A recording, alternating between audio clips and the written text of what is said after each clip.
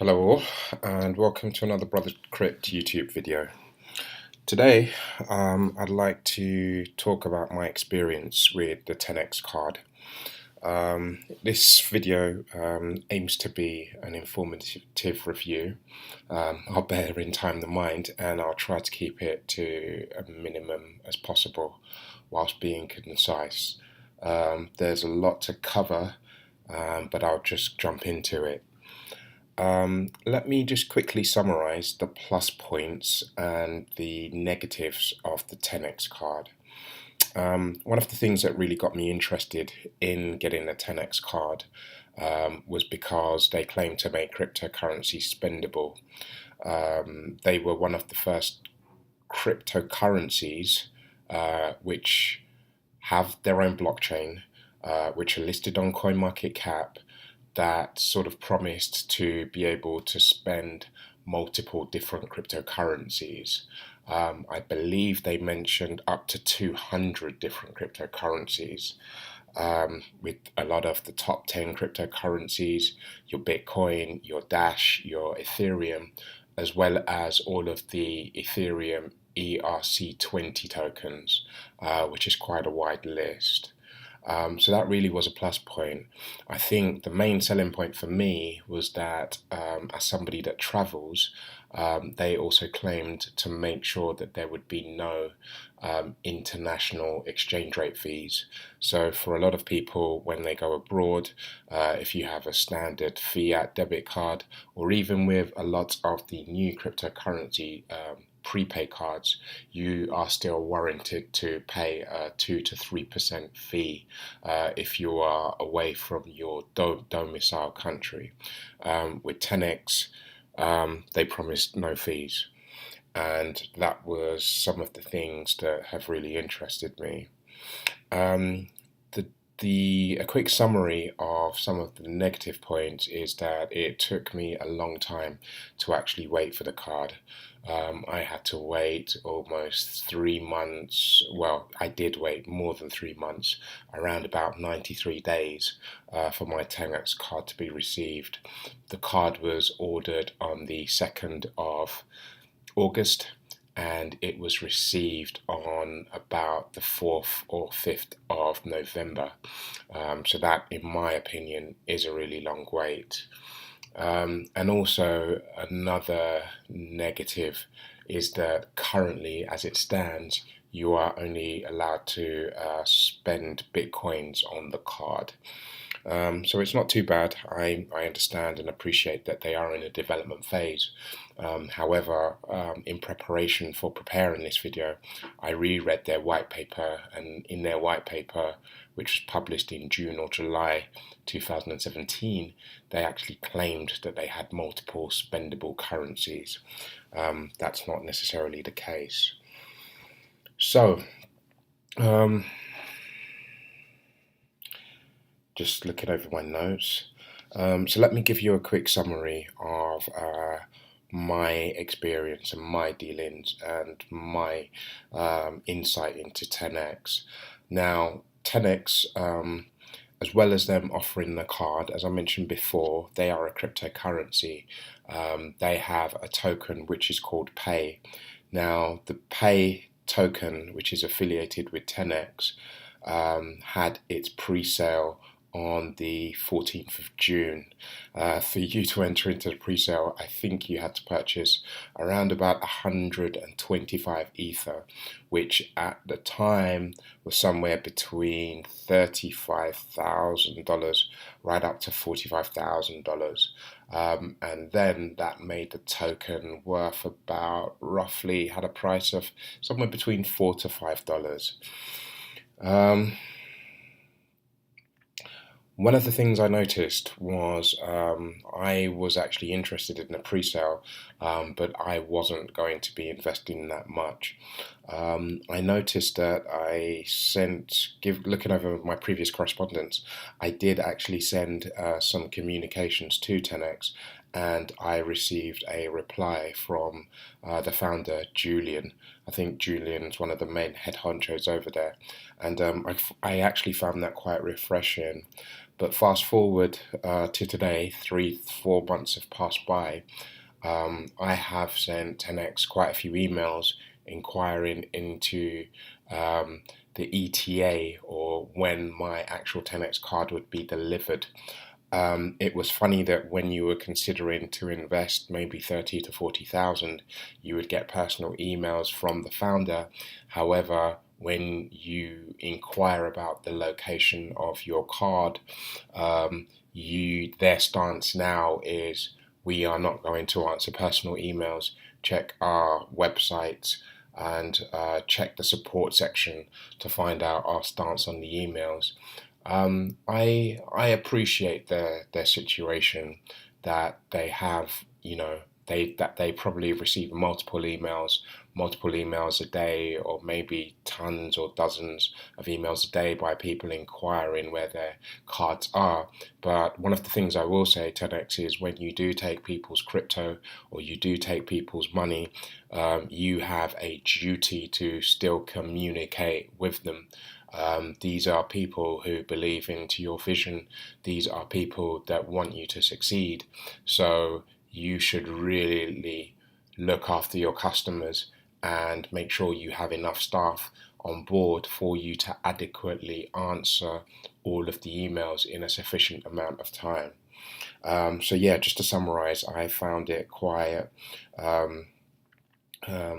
sort of quite contradictory, in the sense that initially the founder was giving replies to emails, but now, unless you're a big head honcho, you'll probably find it hard to get a reply from the founder, let alone any reply into the inquiries of where people's debit cards might be.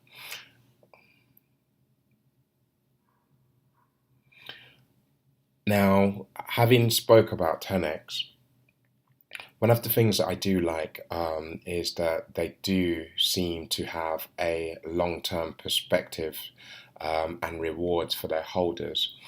Now, according to 10x, if you are a user of their cryptocurrency card, you actually get 0.1% back on all of the amount of money that you actually spend, or all of the crypto that you spend on their card.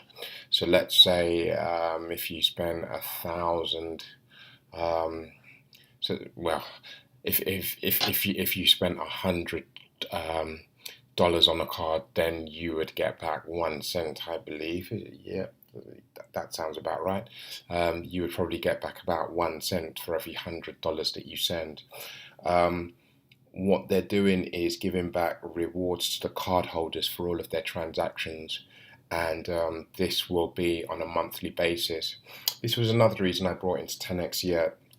Now, I've only had the card since the beginning of November, and I haven't had it for a full month. And I've only really started using it in about the last 2 weeks. And what I found is that I haven't had the opportunity to test to see if I get my kickback of 0.1% on all transactions. That also coupled with the fact that if you do hold their pay token, you would receive 0.5% of the entire payment volume on the 10x platform. So basically, there are really two ways that there are incentives. The first, as I've explained, as a card holder, you get a 0.1% kickback, but if you hold their pay tokens, you get a 0.5% kickback of their entire payment volume on the 10x platform. Now, this, to my understanding, is yet to actually be released. I believe that the founder has stated that they are waiting for a much wider adoption or much bigger usage. And once they have much bigger usage, then the rewards for the certainly for the pay tokens will be backdated and will be issued. So that's, in my opinion, seems to be a good reason for you to hold their pay token.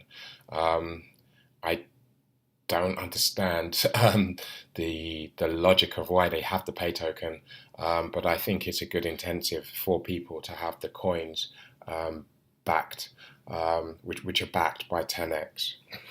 So let me just give you a little bit information about TenX. One of the things that seem like an asset in their corner is Vitalik Buterin is an advising investor. So if you actually go to their website and you go to their page, you'll see a picture of Vitalik, who is an advising investor. Now, as you can see in this picture, you can see Bitcoin to the left, Ethereum, and then the TenX card, and then Dash, and then probably another cryptocurrency. And then below the TenX logo, it says TenX multi-blockchain reward and card. So this is really something that's appealing about the TenX card. However, in the process of rereading their white paper, they say that in May 2017, that Ether and Dash will be added to their wallet. What I'll do later is I will end this video and I'll give you a quick overview of the TenX wallet and how it looks on the iPhone. So forgive me in advance because the video may be a little bit choppy. But yes, continuing on the point, as I said, still to date, you're only allowed to have access to a Bitcoin wallet. Currently, you cannot add an Ether wallet and you cannot add a Dash wallet. So there seems to be an actual contradiction to where we are now, as opposed to what was stated in their timeline. So that's another thing that I hadn't really mentioned, and I'm sure TenX are working on a solution. But maybe they should revise their white paper, because in accordance to their white paper, they say that you can already add Dash and Ether to your wallet, which is not so.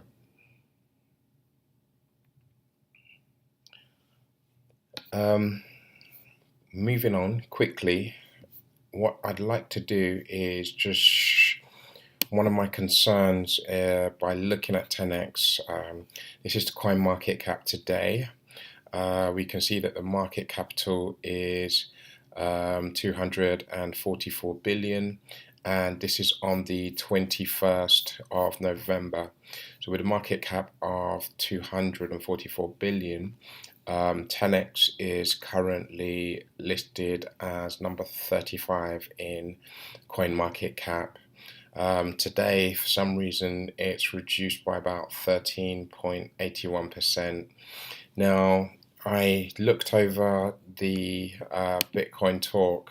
I looked over the last sort of 5 to 6 pages just to get a feel for what was going on in the market. Really, I think that some people are worried that TenX hasn't announced when they are going to be actually releasing the incentives for holding pay token. But what I wanted to bring to your attention today is their chart. So as I said, I ordered their card around about the 2nd of August. When I ordered the card, I think the TenX pay price was around about $3, somewhere between $2.80 to $3. And we can see it here in the charts in the $2 range.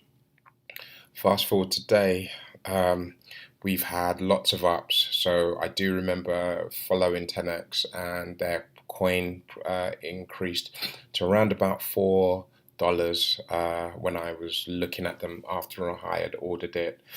And then ever since, for some reason, their coin price has dropped dramatically. Now, I must say that although it's dropped in price, in the new price of around $1 to $1 $1.50 to about $2. It has stayed sort of at that level. But yes, this is one of the reasons why I never sort of invest in ICOs, because you should really let the market dictate the price of the crypto. I can imagine that maybe some people paid anywhere from about $3 to $4, maybe $5 per pay token, only just to watch it decline in value. That said, I'm still mostly positive on TenX, and I would pick up some of their pay tokens, especially at this price at around 1.75.